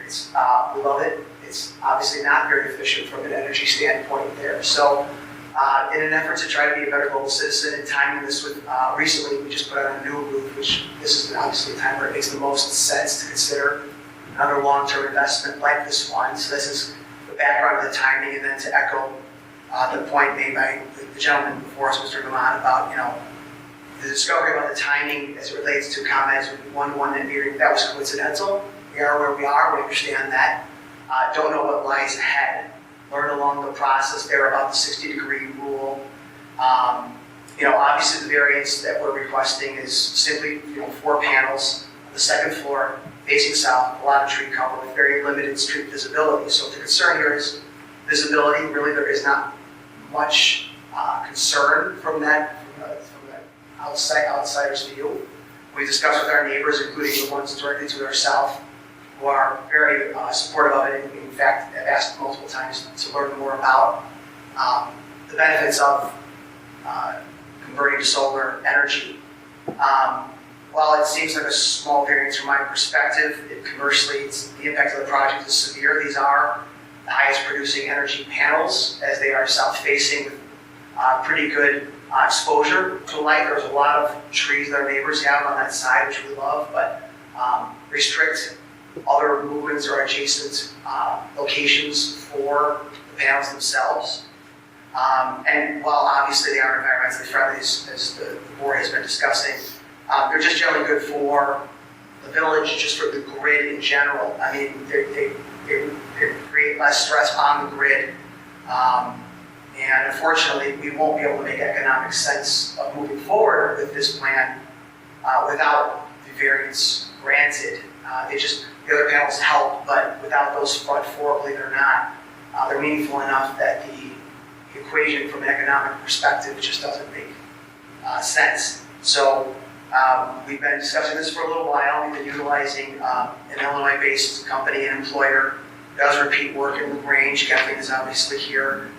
We noticed, as the board mentioned, about Grange's designation increase from bronze to silver in terms of its solar smart designation in 2023. We'd like to continue to be part of that continued trend to be a reasonable global citizen. We paid quite a bit of money to be here to be heard tonight, and we appreciate your time and your attention. Obviously, if in fact the 60-degree angle is specifically as related to aesthetics and the concern around that, which you brought up before, I hear you loud and clear, and hopefully some of these pictures could indicate that really at the end of the day there isn't much of an aesthetic issue, because they're not all that visible unless you are neighbors directly to the south from that perspective. So we respectfully request your consideration. Thanks very much. Any questions with the applicant? Do you know what the percentage of energy you'll lose that panel there? So we dropped from approximately 70% energy conservation to 43%. And do you know what the thickness is of those panels? They're within code, so I can't remember what the number was. I think it was like 6 inches off the roof or something along those lines. They are specifically within code. And you did say if you couldn't get these 4 panels, you would not proceed with the project. Correct. Any other questions of the applicant? Other witness? Are you the missus? I am the missus. Okay, Mrs. O'Mahony. Yeah. So Seamus is more of the person who has all the notes and is very systematic. I talk more from my heart. We've been thinking about doing solar for a really, really long time. It's very important for us to be those global citizens for our children and thinking about our future. So hearing the denial of the case before me really hurt my heart. Hearing you guys all say that this is a worthy cause, but then you all say nay because of a code. And specifically, I think Mr. Tell okay, talking about the trustees and their, from before, and who are we to make, question their decisions. I wonder if those trustees were in the climate crisis that we are. We're in years and years of having more and more hot weather. I just saw some really disturbing facts of what 2100 was supposed to be like. And if you think about your children and your grandchildren, and denying one home and then the significant carbon footprint that you're denying that we could make an impact today adds up. So I would put that ahead of thinking about the people who sat in your seats before, who made codes, who are not thinking about the significant global destruction that we're having on our earth and what it means to our children, our grandchildren, and our future. It seems silly, in my opinion, to think about the aesthetics and a code versus the morality of what is facing us. It's significant. We're asking to do something small to make an impact, to make our community members look around and say, hey, I thought about that. Maybe I'll do that too. Maybe I will invest in my children's future and my grandchildren's future. I've already had 3 neighbors on our street say, that's awesome. I want to look into that. That's what we should be doing. They all have grandchildren. This is a problem today. And to put a code before what's affecting us. It was 70 degrees the other day. That's not normal. But you're putting a code before morality. That to me is not okay. I didn't move to Grange because, yes, it's charming, it's historic, but we're not in 1800 anymore. We're not 1900. We're today, and tomorrow matters. And you're making decisions that are impacting us and our kids' future. We're asking to do something that's going to help reduce carbon footprint. That's bigger than aesthetics. That's bigger than a trustee from 10, 15 years ago making a rule when they didn't know how bad our earth was. It seems insignificant for us to be coming with these things, but we don't have time for a couple of years for us to decide, oh, we should have listened to the Mahonies and this guy who was sitting with us before. You need to start thinking about it today and saying, you know what, I'm going to be brave and say yay and make an impact and say that this is the value of LaGrange. This is what we care about. We're going to tell our LT students, we actually believe in a future for you. They can't go to school a number of days a year because they don't have air conditioning, because it's too hot for them to learn. That's a problem. I'm not asking you to solve the world's problems or what's going on. I'm asking for something small that will make an impact and will help us feel better looking at our children's eyes every morning. So I want you to think about that before you make your vote. Is a code more important than looking at your kids? I don't think so. Let me address that.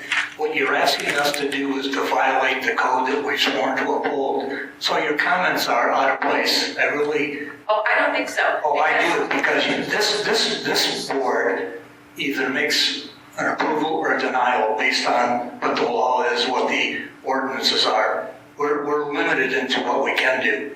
The village board makes policy. Your comments would be better directed to them, but you're going to ask them to intentionally disregard a code that they're sworn to uphold. So you're unfairly saying that we don't care. This is a moral issue and not a legal issue. You're wrong. You're wrong. I'd love to help you. We don't love to help you up here, but I think your comments are misplaced. I can understand where you're coming from, but I'm a citizen who lives here in LaGrange, and where I'm coming from, it's not to be disrespectful, and I'm sorry if that's what it came off as, and trying to understand how this function works. I thought you guys were the end-all here. Now I'm understanding that there's a board above. But what I'm saying is, I think we're looking at, there are rules and regulations that should always be challenged and thought of. And me coming and saying, I think that you should look hard at that. And yes, I'm asking you to say, look at this variance and the real morality behind it over code. It's not to be disrespectful. It's to say codes, rules, laws have always had to be re-challenged. It's not out of disrespect. It is out of being a civic, citizen. Commissioners have any questions? No. Any comments? Thanks. I would address that. You can sit. I just want to address your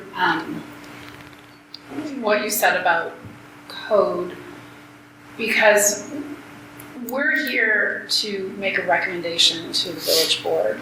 We take in the facts and the testimony, and then we can recommend that the board approve a variance, or we recommend that they do not, or we do not recommend that they approve the variance. And so what the board does is they make those exceptions. So what Commissioner Crippen is saying is right, in that they ultimately make the law, right? They're the ones saying, like, there should be an exception for this or there should not. And that's unfortunately sort of the way zoning law works. What we do is we look at the standards for granting a variance, and we say, okay, on the basis of these standards, do we believe that the request should be approved or should be recommended or not?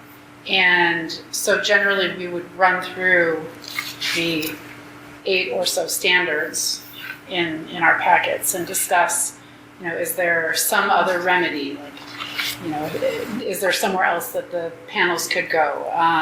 Does it affect the essential character of the area? Are we denying you substantial rights? It's not a self-created physical hardship, and so forth. You heard me speak on the prior case. I think that this is of utmost importance, and I think that an argument could be made on pretty much all of these in favor of doing this. I could make an argument, you would be denied substantial rights. This is not merely a special privilege, and so forth. So we have to follow the process. And yes, it is ultimately the village board's decision, because we are merely a recommending body. But we all have different, I think, interpretations of those standards that need to be met in order for us to make that recommendation. I think that the global climate change crisis is extremely significant, and I think that attempting to make a change is critical, and I think that that's something that I'm strongly in favor of. And I could, like I said, I could make an argument on just about any of these factors as to why I would support it. Any other comments by the commissioners? Going to the prior application, I could see sort of how the aesthetic issue was more of an issue in that situation when you're looking at, well, we don't have renderings and I wish we did. Well, we're looking at a situation where these panels are facing the street, it's a one-story building. It would be in clear view of everyone passing on the street. This is, I think, a very different situation. I think when you look at the elevation of the house, nobody's going to see those panels from the street, and I think that's the main issue in the code, the main reason why that provision is there. Don't think that, if you look here, and that's why I asked the thickness of the panels was 6 inches off of the roof. No one's going to really see that, and that's not going to be. I just don't see this as I don't see the reasoning behind the code provision really applying in this situation. So I think we need to stay with the witness questions, and then after this we'll move to discussion. No, we're not in our own discussion yet. Oh, sorry. Jump So, the gun a little bit. one final witness. Yeah, this is going to be pretty short. I just wanted to point out that if the driveway was on the other side of this house, these panels would be allowed because the panels would be out of that 60-degree window. If this house was rotated 180 degrees as if it was across the street, these panels would be allowed. So again, the rule is applied to this house. It's very arbitrary. I don't think it makes a lot of sense. Just because if the house was slightly offset to either direction, the panels would be allowed. And that's not moving it further back so that the panels are further away from the street. It's just the location of those 60-degree visibility sight lines. And then the frame of the solar panel is 1.57 inches. It could be 2 or 3 inches off the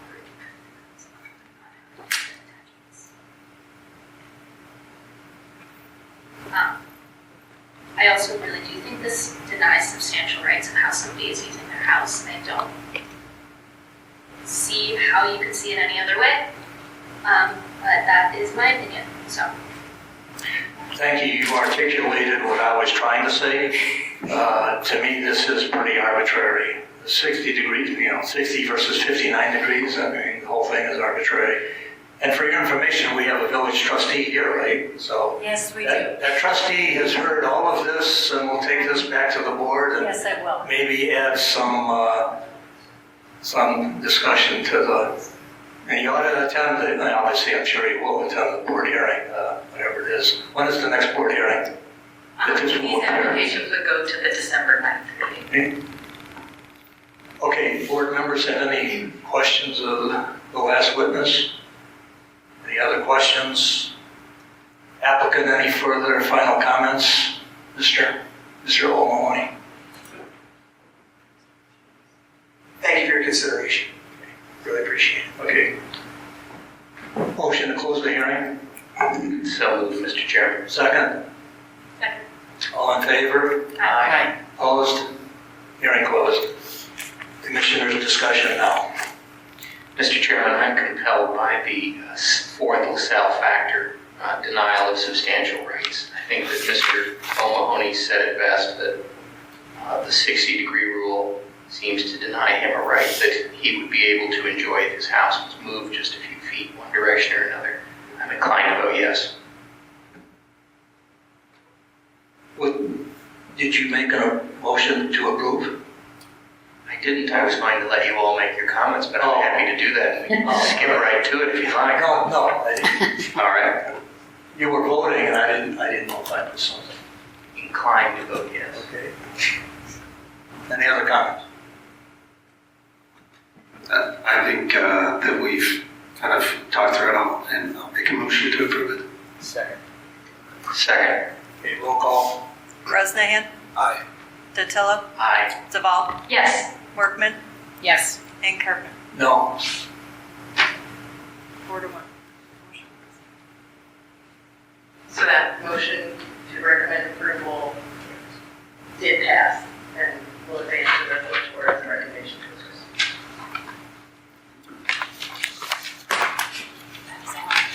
Not yet. Okay, anything else on the agenda? If not, the chair will entertain a motion to adjourn. So moved. Second. Favor?